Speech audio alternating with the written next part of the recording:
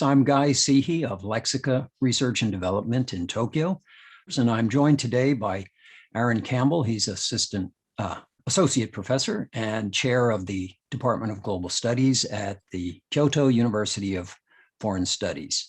Prior to the Team Challenge tournament, had you ever heard of TGT cooperative learning before? And if so, what had you heard about it? I didn't recognize it immediately, but when I looked it up, I realized, this has to do with team competition in learning and educational settings. And that took me immediately, jogged my memory of my master's degree, which was in networked collaborative learning back in the early 2000s at the University of Sheffield, where we not only read a lot about and studied about the theory of cooperative and collaborative learning, but we actually, that whole course was taught using those principles. So we experienced it as we were learning about it. It was a great program.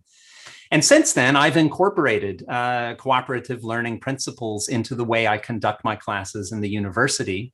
Cooperative learning for me has been a very powerful tool in the classroom, because it goes, as we all know, it goes beyond just academic outcomes, and you grow as a person at the same time. And in addition to that, I knew from reading Johnson & Johnson and Slavin that when it comes to competition, the outcomes and also the performance and motivation levels of students working in teams outperforms those working as individuals.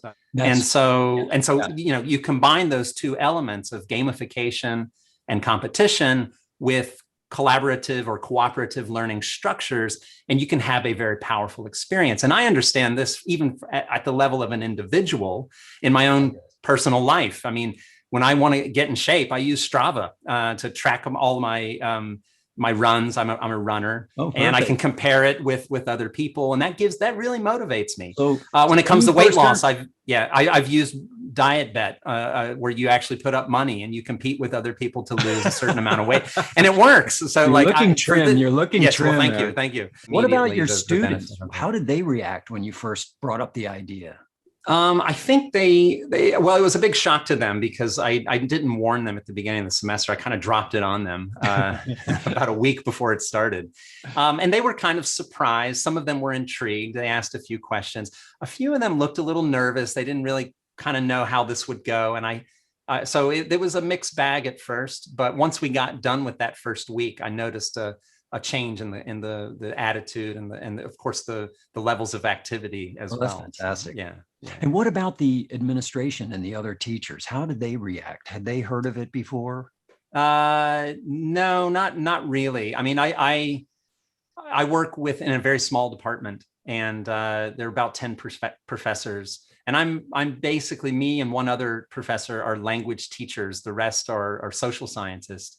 And so the language teacher, yes, had heard of these things before, but maybe the others either had heard of them, or I just didn't, have long conversations with it about them. But everybody was very supportive of us doing this. So we had no resistance to it. Yeah.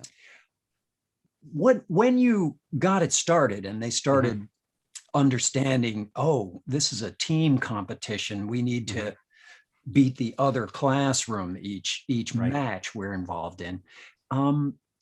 What did you say? How would you review progress with the teams after each weekly match? How did you approach that? Okay, so just to give a little bit of context, we have four classes that were competing against each other. And the way it was set up was a kind of a round robin type tournament, where each class would compete twice with each other class. So it's a total of 6 weeks. And what this did, now you have to remember, these are language classes. How many students in we're looking at about 30 students per class. Okay. So a total of 30 times 4, over 100 students. But you have to remember, and this is the interesting part of it, these are leveled by English level. So the class A is our highest level, or our class D is our lowest level. There's a big difference between the top and lower classes, because it's a big spread of students. At the bottom end, you've got students at A2, a separate level. Right. And in the upper class, you have students who are basically fluent at the C2 level. So Wow. there's a huge discrepancy, and therefore there's some identity issues and maybe some feelings of inadequacy, especially amongst the lower students in our department, because their English levels aren't, high enough, and they compete against the upper. And they have to compete against these Wow. upper level students. And How'd so I that think go? some of them were nervous at first, but Yeah. the beauty of it is while students at the lower level are looking at words like, a twig or, fire engine, the ones at the top, are looking at discombobulated or, visceral or things like this. And so it comes down to effort. And so it gave our lower level students a great sense of confidence. It was a real confidence builder, because by the end of the week, they realized if they put the effort in, they're going to achieve. And indeed they did. They actually How about the those top students? They thought, we got this on a lock, right? And then they're suddenly they're being. That's kind of what happened. So awesome. We better step up. The two lower classes were the ones that outperformed the upper level classes. Yeah. And so suddenly, unlike before, where we had a classroom full of individuals working on their own individual goals, now suddenly they were still doing that, but at the same time, there was now a group goal to try to achieve. Nice. And that changed the way I talked about it, because without the tournament, I'm trying to motivate those students by connecting their activity to the benefits that they're going to achieve, which we tend to lose that very quickly. Our awareness of why we're actually doing this, it gets lost in all the activity. Sure. But we're doing it because these students, they need to be great speakers of English. They need to be great communicators. It's going to open doors for their future. And so while I'm trying to, constantly remind them of this and how building high frequency vocabulary is going to get them there faster. But now we've got another reason to be excited and to be motivated, is because we don't want to lose. And we want to show that other classroom that we can do the best as a team. And then suddenly my speaking as a teacher kind of morphs into more like that of a sports coach. Like I sometimes feel like at the very beginning of the week, I'm trying to motivate them to achieve that the best they can. And I show them the results on the big screen of the team that just, either won or lost in the previous week. And I show how many correct responses, and I look at and I compare it with their correct responses. And I try and show them, okay, you're going to have to do 20% better this week if you want to try and beat them. Everyone's working on their own sets of words. That's right. More just time on task and effort. Time on task and effort. That's right. Fantastic. It's a lot of work to organize a bunch of questions. I mean, absolutely. Or just the technical support, like the structure of that. If that's one of the reasons I was very excited about this too, is because I had the support of the company that is providing us the software to actually set up and do the logistics of the tournament. If it weren't for that, that would fall on my shoulders, and it would be a decision I'd have to make as a teacher. Is this, do I have the time and energy to do this for the benefit of our students? So that made it easy. Made it easy to. That's good. Yeah, absolutely.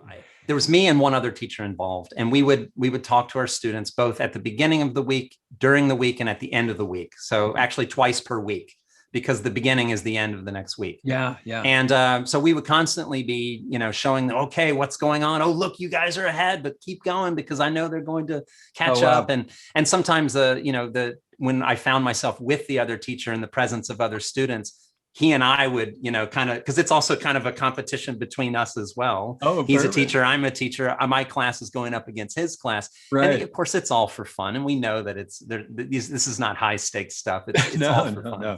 So it leads itself to joking around and smiling and laughing. Oh, that's great. And, that's a good thing.